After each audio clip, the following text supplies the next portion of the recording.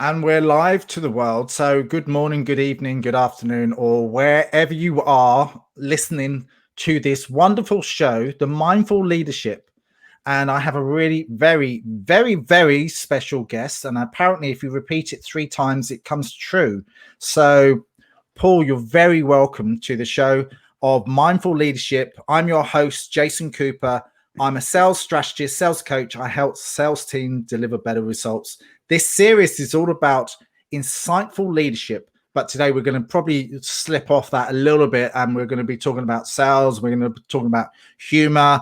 We're going to be talking about other areas. So it's about gifted leaders that employ brilliant and unusual strategies to great effect. So you're very welcome, Paul. Well, I'm very happy to be here, Jason. I'm very excited. I always had you in mind to actually have a chat with after meeting you in sunny Dublin a couple of years ago. And then I did a little bit of research behind who you are. And I went, oh, wow. Okay. So I was introduced by Brian Colbert and Owens Fitzpatrick at the Cynical. I never liked either of them, just for the record. They're good guys, really, apparently. So basically, you're coaching the art of science and pitching. So you've written 5 books, and you've got a new book in the background in process, which is humanology. Is it, if I can pronounce Humorology. it? Humorology. Which is the study of how humor can dramatically improve your business, your success, and your life. That's absolutely awesome. And you are the #1 pitching coach, speaker, keynote speaker. So I read on your website somewhere. I'm not sure whether you made that up or whether it was actually real, but welcome. And that's absolutely awesome that you've done that. So your accolades speak for themselves. Well, thank you. Yeah. Well, I hope I didn't have to make it up. I'm hoping other people said it about me rather than, because it's a little bit sad if you've made everything about yourself. It's like being Donald Trump. I'm the greatest. I really am the greatest pitch doctor in the world, the greatest humorologist. No, everybody says that I am the greatest humorologist in the world and pitch doctor. Absolutely. Ask anyone. Look, I love you. Got such a huge accolade. I'll let you speak about that in a few moments, but I'm always really intrigued about your backstory and what the sort of the points along your journey that sort of made you who you are today. So if you give me a little bit more about that, because some that I don't know about, and I'll be intrigued, and the audience will be intrigued as well to find out a little bit more about you. Well, I originally studied psychology when I left school, when I went to university. Then I abandoned it and ran away to the circus, essentially, because I became a performer for many years in comedy and music. I had a band we had some hits called Morris Minor and the Majors. And then I had a double act. We also had a hit. I used to do a double act with a chef who is now known as a chef, my best friend, Ainsley Harriot, called the Calypso Twins. Guess which one of us was funky? So we played for many years, both as Morris Minor Majors and as the Calypso Twins, the whole circuit around the world with comedy, but especially Comedy Store in the UK, Jongleurs in the UK, London Palladium. Like I say, did a lot of television. I had hit records, worked a lot in America and Canada. All over the world, comedy clubs, TV, that. And after a while, after about 10, 11 years of doing that, I was asked by a very famous comedian at the time, because he knew I had a background in psychology, if I could help him. Because he'd completely, as we call in show business, lost his bottle. And was scared to get on stage, but essentially had stage fright. And I knew that I could do something to help him, but I didn't know how to do it quickly. And he had to do a live TV show in front of an audience in a week's time. So I went and found the best person in a thing I'd never even heard of called NLP back in those days, which some of your listeners will know was neuro-linguistic programming. And I know you know very well, Jason. I sent him to this guy, and in one session, he cured it. Wow. And I was fascinated by the whole thing. And I went, I need to learn this. And the guy said, well, I teach doctors medical NLP. So if you come and film my sessions, you can do the course for free, a 5-day course. And on the end of the second day, I was saying there was a lot of analogies between NLP and comedy. And he went, so that's really interesting. I said, it's all outcome orientated. You don't start in comedy without knowing a punchline. So you have to know the outcome of where you're going. So it ended up that he said, will you get up and talk in front of, whatever it was, 300 doctors the next day about this? And I got up and I talked for half an hour. And he, at that point, said, well, I've never asked this before, but would you like to co-teach with me?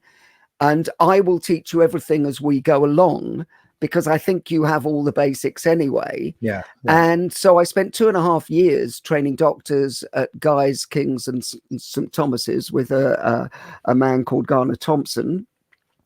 And I essentially got my chops, and I did lots of courses, and Dr. Richard Bandler used to come and do sessions for us because he was very much behind the Society of Medical NLP. So I got to know Richard through that, and gradually I just got to know a lot of people, not just in NLP, but in all branches of psychology, and used all that information. Very long answer to a short question, Jason, isn't it? No, that was awesome. Well, but then what happened was the weirdest thing happened is at the end of doing all that training, the BBC came calling and offered, because I'd done a lot of television over the years, offered us our own primetime BBC Two show called Speed Up, Slow Down, which is all about the psychology of time management. So that kind of catapulted me, because the BBC branded me as an expert, in the psychology of time management. And it kind of catapulted me into the world of business training and speaking. Wow. And I also noticed, having a look at your videos and that, you've also done the School of Hard Knocks, which for me, that almost brought a tear to my eye, really, when I was watching that, because I lived in London for many years, and a couple of my friends came from underprivileged families like that. And for them to have something like that in their lives, I would have thought that would have been wonderful. And so for what you just did with the School of Hard Knocks, and I know I'm sort of changing the subject from the stuff that you've done, but I think that was hugely powerful. And it did. I was almost had a tear in my eye with that. So tell me a little bit more about that, because I find that fascinating. Well, we did 9 years of it. I did it with two very famous rugby players called Will Greenwood, who won the World Cup with England, and Scott Quinnell, who captained Wales and was a British Lion. And essentially what we did is every year for 9 years, we went to a very tough place in the country, in the UK, like sort of the East End of Glasgow or Edgbaston in Birmingham or Wales. And every year we'd go and camp ourselves there for 8 weeks and essentially invite anybody who wanted to change their lives. And we used rugby as the analogy to change their lives. So I obviously didn't do a lot of the rugby training. I just did the psychology and the communication. Yeah. But Will and Scott would do the rugby and I'd do the communication. And what we had is people who came from really, really tough backgrounds. I mean, they came from, we had people who had been in prison for, 10 plus years. We had people who had alcohol addiction, drug addiction, homelessness, abuse, every level. And these were young people who had no chance, and really society had given up on. And we spent 8 weeks with a course which was designed to basically go, you know what, you couldn't play rugby when you started this, and look what you're doing now. You're actually tackling an 18-stone guy who's running at you. What else can you do in your life? And at the end of the course, we would set up their own jobs fair, where and film all this, obviously, for the show, and an extraordinary percentage. And by the way, the School of Hard Knocks charity is still going and still doing wonderful work all over the country. And we found that this was absolutely life-changing for people, because nobody had actually used sport, or especially rugby, in that way to actually lead people down a path whereby they realized that there were lots of things that they could do. And really, a part of it was being mentored by Will Scott and myself and seeing what is possible. Because one of the huge problems is that if you come from a tough background, you don't get access to people who can possibly change your life. So you don't realize it's possible. Yeah. So it's also that art of the possible. That's absolutely awesome. Like, I do take my hat off for that, because that was extremely powerful. So what other areas do you work in, and sort of describe to me what you do right now in that's one of the areas, and other sort of areas you work in. I know we suggested leadership, but you're also into the humor side of it in a massive way. So I'm impacted on that as well, on all levels. Well, yeah. Well, my mission, if you like, now is to show leaders how to drive the success of their business through the scientific application of humor. Because really what I've done is I've pulled together the two things I love most, which is psychology and humor. Yeah. And humor is how we communicate. It's how we deal with stress and adversity. And it's how we connect and bond as a society. Yeah. And so through humorology, I close the communication gap between leaders and followers, because the greatest leaders are the ones who connect with people. Yeah. And one of the easiest ways to connect is through humor.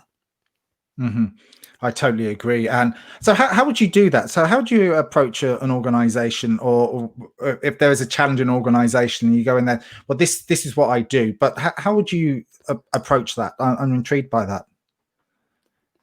Well, I mean, I talk to organizations and I find out what their issues are, first of all. But humor is there to break down the barriers, to make the communication lines clearer. And all businesses that fail because of bad communication. Yeah. And all communication is aided by humor. And if you can break down those barriers and change, you can make teams more engaged, more responsive. And understanding that, and you've got a background in sales as well as leadership, so you understand the way all these functions happen is eased by humor, is brought to the fore. And people, I think, sometimes forget that humor is crucial to all these things. And it's the reason I'm writing the humorology book, and you'll see the humorology podcast, is because I think it's one of the fundamentals. And by the way, at humorology, we put the fun into business fundamentals.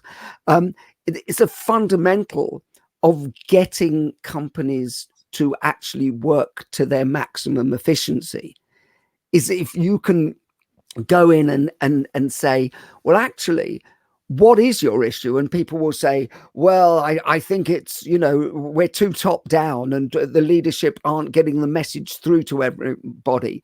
Well, guess one of the ways you're going to do that is through understanding that people are driven through humor. And in order to build those relationships, whether that's top down or bottom up, and you have to get the relationship strong to drive the performance. And guess what? If you're working in a place that feels better and is brighter and has it, performance will naturally go up. I totally agree. And it's always a really good icebreaker when you're speaking to someone is to throw a lot of humor in there. Mine is really childish, but that's just probably the way I am, man. And I bounce around on the floor with my kids, and my kids are still. My son is 8, so my daughter is 11. My daughter goes, "Go away, Dad! Go away, Dad!" When I'm laying on the floor with her or doing silly stuff. But I think humor is hugely impactful. And there's apparently a direct. I had a look at some neuroscience brain scans and how it affects the brains on all different levels, and it's amazing what areas light up. And it's amazing the connection that you do get with other people, and everything sort of drops down. So having that ability, it pushes the hemispheres of the brain together, because it makes the synapses. It fires the neurons in the brain in a very distinct way. So you're quite right, and it also changes the brain chemistry. Now, who do you want to be around? I mean, for your listeners, and you're talking about leadership, you want to be a great leader. Well, one of the things you're going to want to do is have retention. You're going to want the best people to stay. Guess what? All the social science points to the fact that when people are in a good, humorous state, they want to stay around. You anchor people into wanting to stay around you, to help you more. If you're a leader, you don't want people talking behind your back and going, miserable sod, God, geez, because their inclination to help you will diminish. But guess what? If you're considered a leader who is engaging and brings people in and can it's not just about delivering a gag. It's actually about the whole ethos of having a light touch, a humorous way about you. And you can change business. I mean, businesses go through tough times. A lot of businesses, as we're recording this, are going through incredibly tough times. What's the best way out of that? Well, a lightness of touch, seeing the funny side.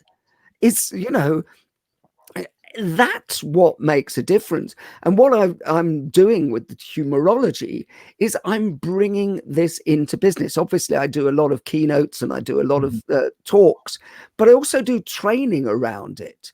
And it actually crosses over all my leadership training, my pitching training, because humor is at the core of every good bit of communication. And I defy your listeners to ring in and go, well, actually, it's not at the core.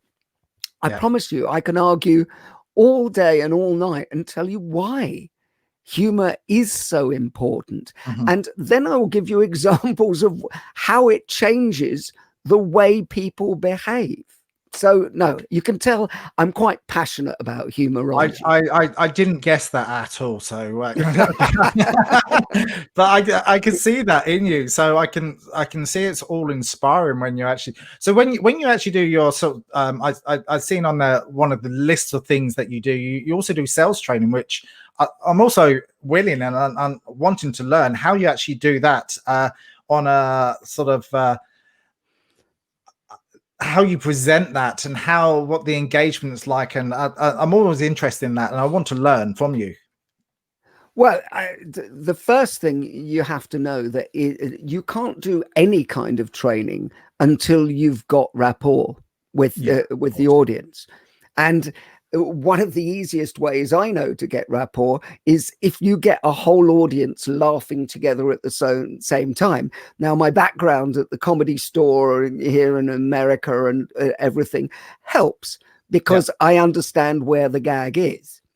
Mm-hmm. But I also train leaders in making sure that they can get humor into their speeches. But in a sales situation, the first thing you're going to need is people actually willing to listen. Yeah, because if they're not listening, they're not learning. Mm-hmm. And if you get them laughing, they are listening, and then they're learning. Mm-hmm. So, the 3 L's: laughing, listening, learning. It's the core of that. I've just made it up, actually, to be honest. That's really good. That's a really good 3 acronyms. I like that. Yeah. I've never said it before, so I can't wait to hear what I've got to say next, to be honest with you. But it is about laughing, listening, and learning, because anybody in a room, by the way, we've all been on a lot of courses, and and isn't it the worst thing in the world when you get on a course and the person is dull and talks at you? Oh, I've been on those. I'm sure you have. I remember my very first sales training course. It was with a photocopying company in the centre of London, Curtain Road. And it was a 3 weeks training course. And this guy was an ex-salesman, and he should just bang his hand on the table and he'd shout at you. And I was going, I don't like this at all. What have I led myself into? But there was no sort of personality, no fun, no engagement. I came out there more annoyed than anything. I'm not going to do that. I'm not going to be like that. I'm going to be something different. Maybe use my personality behind that, and hopefully people might find me authentic, or and I think I remember listening to one of your podcasts, and we spoke about being true to yourself. I'm not going to say authenticity, or as much as I just did, but I think there's a big correlation with that and connection with people. Absolutely. People can you're 100% right, Jason, because people can actually tell if you are genuine. Yeah. There are some people who are dead behind the eyes when they're doing it. I mean, I genuinely love everybody I meet. And now it doesn't mean that they can't teach me that I won't like them, but I walk into a room with the attitude that everybody is lovely. Yeah. Because what's the alternative? But you do know that a lot of people walk into the room going, oh God, what are these buggers going to be like? And it affects how they are perceived, because as human beings, we work on instinct. Yeah. And we go, we've all been at parties and not got on with somebody, or just had an instinct and go, I don't know, something about that person that I'm not sure about. And the human beings are like that.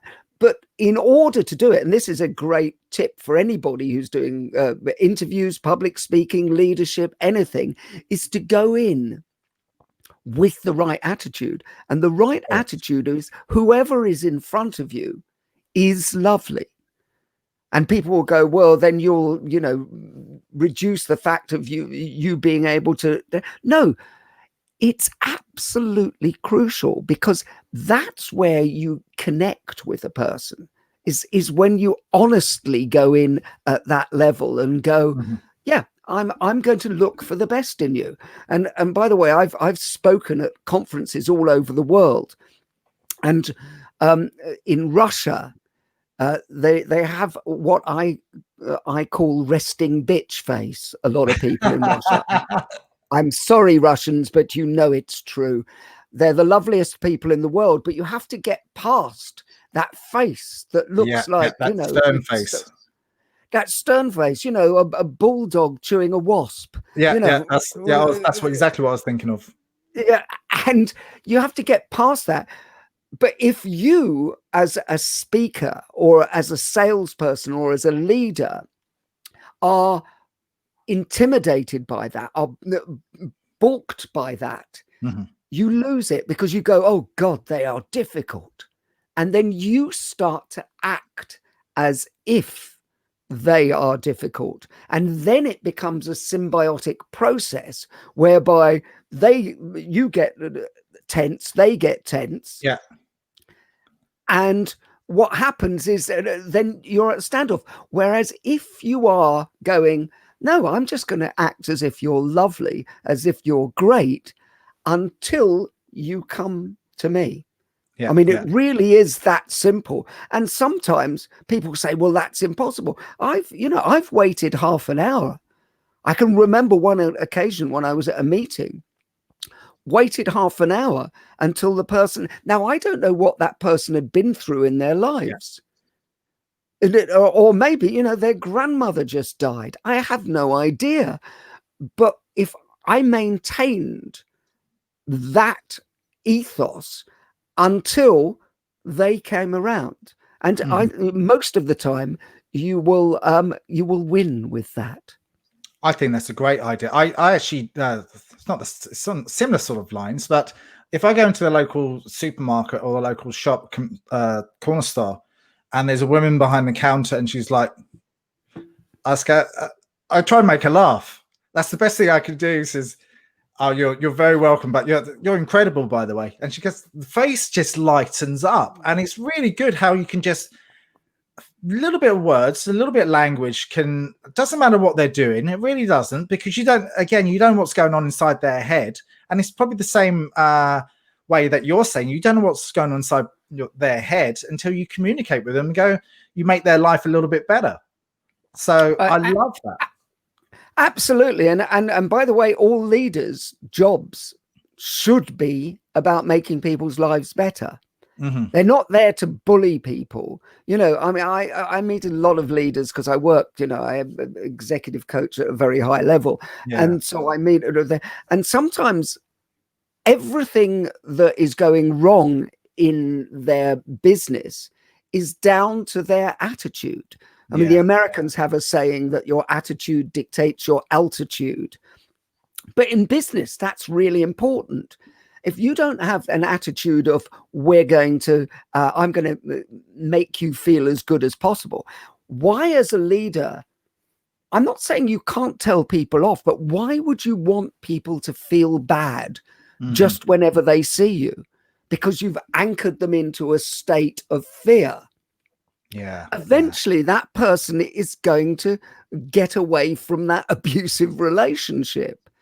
On some level, they really have to, you have to understand that if you want anybody to go into any state, you have to go into that state first. So choose a state which is of liking people, being open, being friendly. And like you said in the shop, Jason, you've got a choice. You can go in and go, get me a packet of biscuits now, or you can go in and go, oh, hello, that's a nice dress, or whatever, or, I like your hair, by the way, just in case everything, it could be a man in a dress.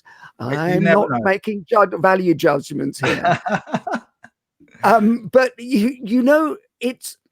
it's a choice. I was out biking with my running club, which is a strange thing to do, but yesterday. Biking with your running club. How did that work out for you? I know we've got a biking section as well, and so we were biking, and we go through a lot of places where people are sometimes going, oh, bloody bikers coming through here, and all I do is everybody I see, and the more miserable their face, I go, good morning. And they are obliged, because you will know about matching and mirroring. They're obliged to go, good morning. and it changes their state Yeah. as well. So really, the great leaders are great listeners, but they are great at actually state changing people for a better way. That's absolutely awesome. I saying about running, I do a little bit of hill running, or trail running, as they say. And last week there was a woman that was on the curb. She's face away, stay away, stay away. And me running past her out of breath, I said, we're away, we're away, we're away. And we was like shot past her, but I wasn't sure whether she actually got the joke or not, because I was out of breath as well, and it was up a hill. So it was that sort of scenario. But I was hoping to make her laugh. I'm not sure whether my comedy came across that well. Well, do you know what? You tried. Yeah. And you know, and you probably did bring a smile to the face. By the way, that in life, as in business, you know, I think your job is to go out and make as many people feel good as possible. And it's not that hard. You know, a compliment, a quip, something that just makes somebody feel good. And if you have the attitude that you are going out today, and by the way, if you're listening to this podcast, just try it and go, how much better will your day be?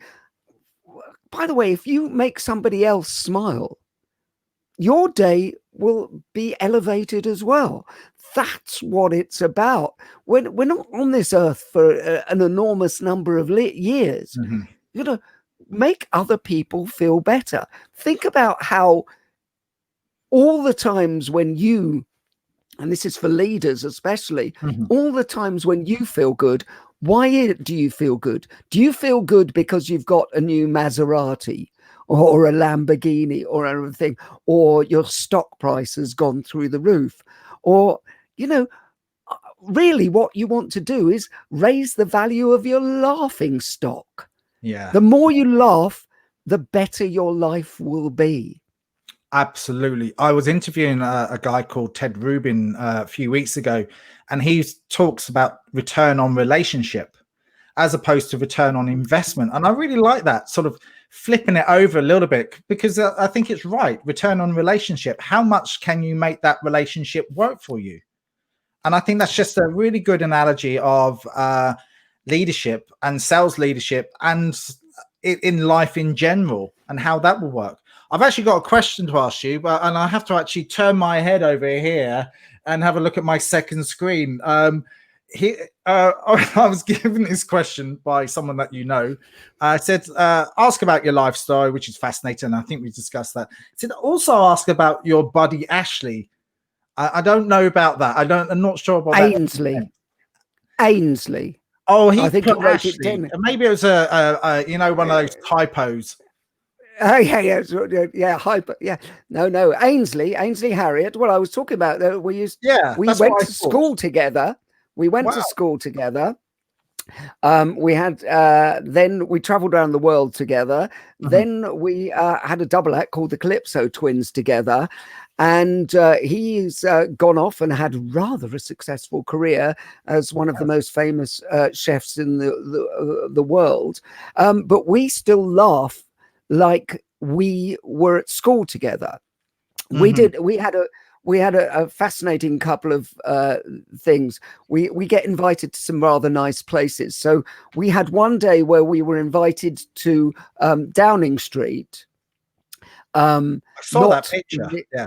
Not with this prime minister, I hasten to add. This was about 3 years ago. And there's been about 4 since then, hasn't there? Absolutely. It was under Theresa May. Oh, okay. But it was basically charity. We were doing something for a charity, and we spent the morning in Downing Street just opening every door and going in every room just because we could, because we both went to school together and are quite naughty.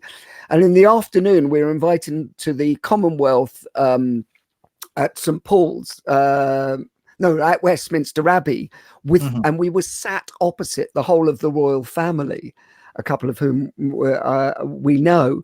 And we just found this hilarious that two boys who sat in an assembly together at a comprehensive school in southwest London were sat opposite the royal family.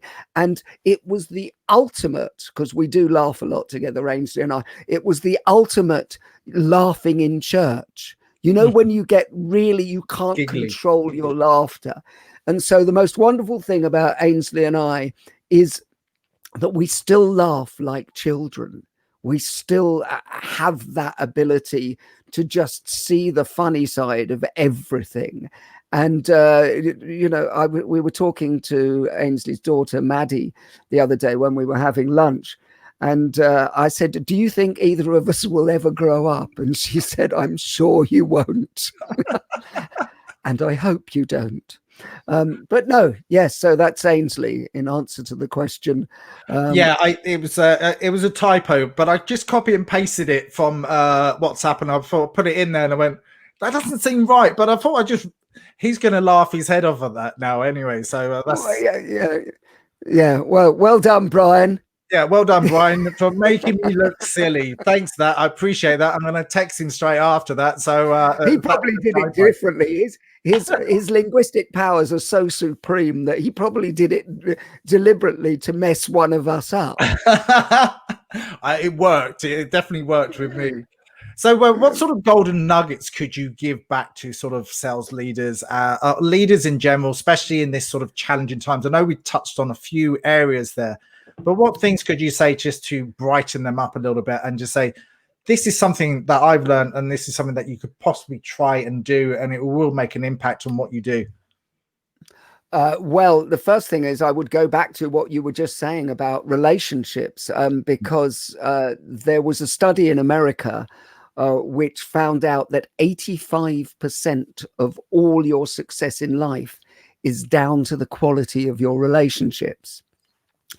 And if you think about it, that leaves only 15% for everything else. So all the stuff you're doing about, I've done this course and I've done that and I've learned this and everything.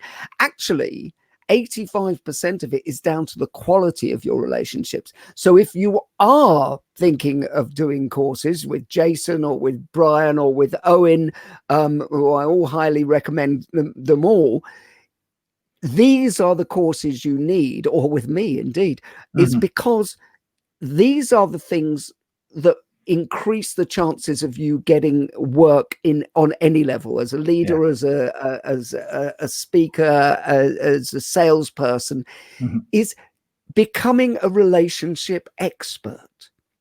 Because the greatest salespeople in the world, the greatest leaders in the world are relationship experts. It's not, whilst it's great to have to understand language patterns and how sales language works, at the end of the day it's still going to come down to how well do you get on with people. How many more people can you get into your network? The Americans have a great phrase which I like to borrow, which is your network is your net worth. And that's all about relationships. You increase your network. If you are struggling and going through a tough time, as I know a lot of people are doing at the moment, what you have control of is increasing your network. Yeah. Agree. And people go, well, yes, so we can't, it's difficult. You can't go out and meet people. Look at this technology that we're recording on at the moment. You can talk to people. You can also talk to people all over the world on this technology, because now everybody's got used to it. We can do so.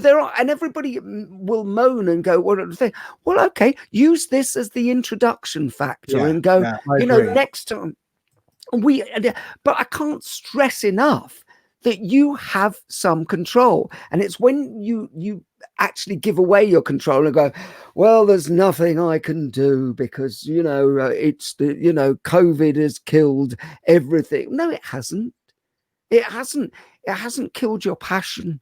It hasn't killed your ability to talk to people. It hasn't killed anything to do with relationships being started. Of course, things are slightly more difficult, but be inventive. Yeah. Be like Jason. Jason's, started a podcast so he can talk to more people.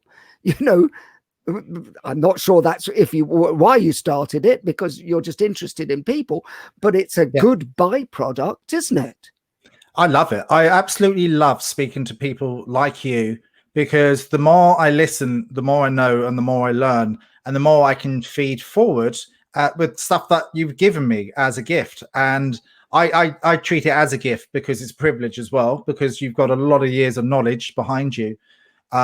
Literally behind you, with your humorology. And could you tell me a little bit about that? Because I know you're right. You suggested in the beginning a book, and I've listened to your podcast on your website with Alistair McGowan, if I say it correctly this time. You do. And that was an hour. I listened to it in its fullest entirety, and it was incredible. So thank you for that. That was awesome. Well, thank you, because I mean, it is a labor of love, the Humorology podcast, because I get to talk to people like you're doing on this podcast. I get to talk to people who I love and admire, and I've got to talk with billionaires, multi-billionaires. I've got to talk with therapists. I've got to talk with people who are in the House of Lords, people who are baronesses, people who are top sports people, and it's all about how humorology can change their lives through the application of humor, and how we can actually teach some of this back. The secondary line, the byline, is called The Serious Business of Comedy at Work, because it is serious, because the communication gap created by humor means that you can become much more effective in every aspect of your life. You can break down barriers. You can inspire teams. You can become more engaging and get more response if you understand how the application of humor can do that.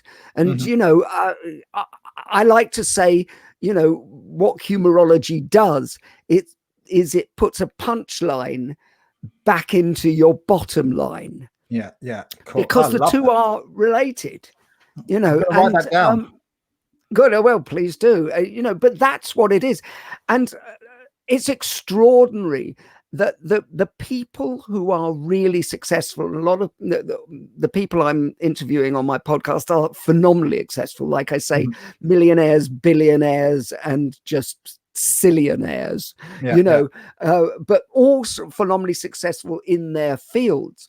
But every single one of them appreciates that humor is a huge component in their success. And this doesn't just include comedians, but great. I was interviewing Marissa Peer, who you may know, who's a very famous therapist in America and the UK, and the amount of credence she gave to humor in changing people, in actually using it as a change agent, and a conduit for change, was phenomenal. But even the billionaires I've interviewed, like David McCourt, who is the phenomenal guy who's written a fantastic book that called Total Rethink, that you should really read as well. But he has gone from nothing to being a multi-billionaire, and puts a lot of credence in the humor being at the essence of it.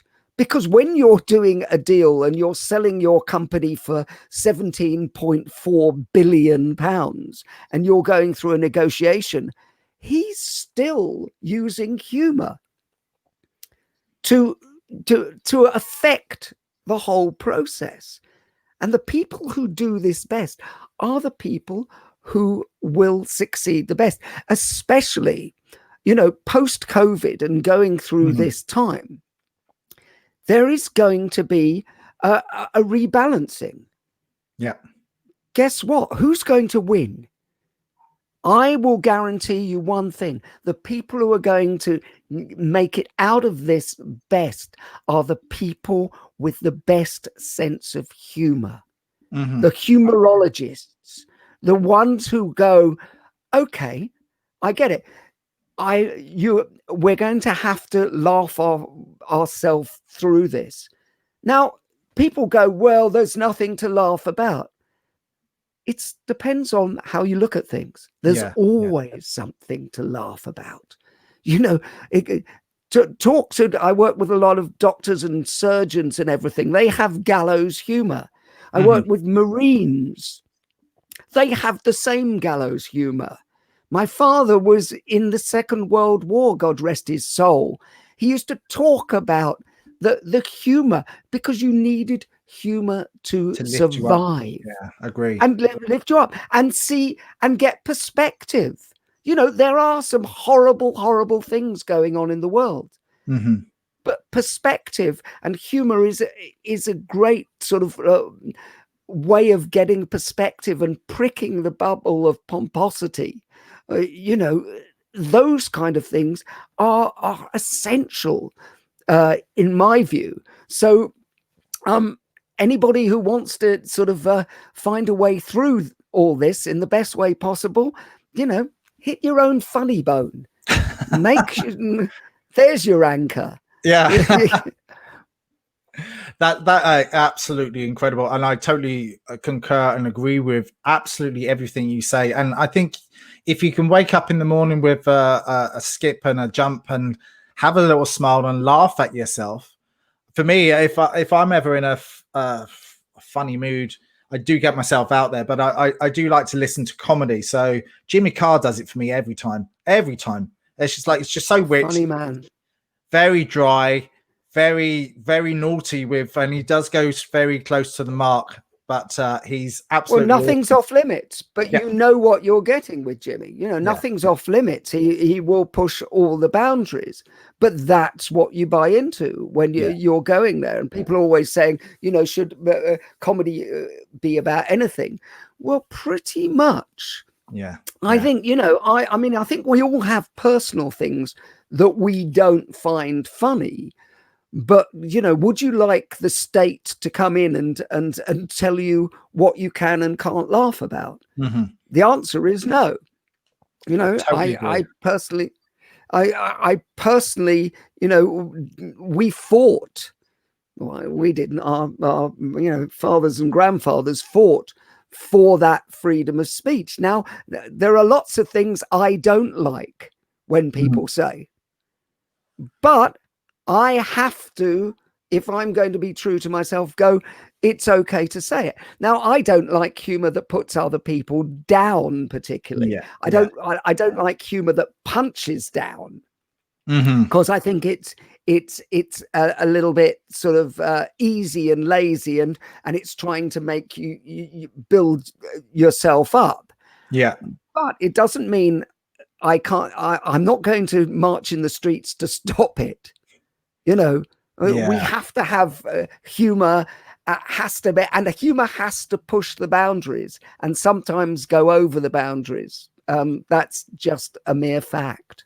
I think that's the same in business as well. Sometimes you have to push the boundaries to find and test and see if it works.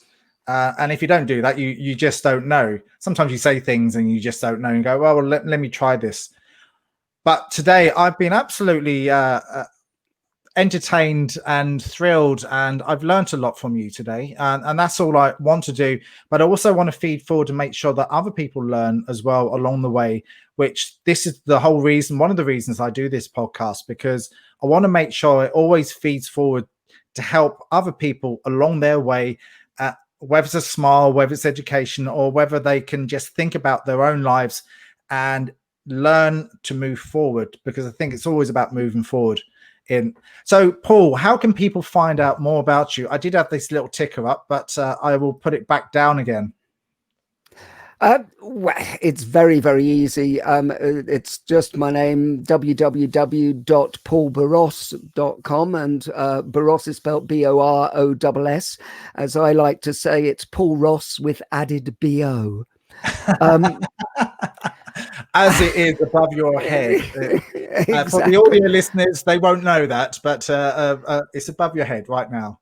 Yeah. So anyway, I speak, I train, I executive coach at high levels, and if you want to be entertained, get in touch, and we'll have a laugh and make sure that people learn while they're laughing.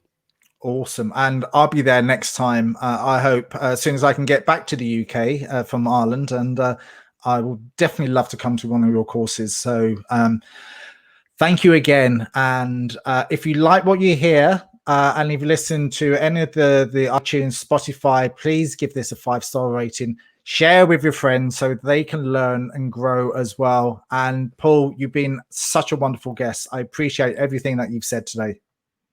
It's been a great pleasure, Jason. Thank you for having me.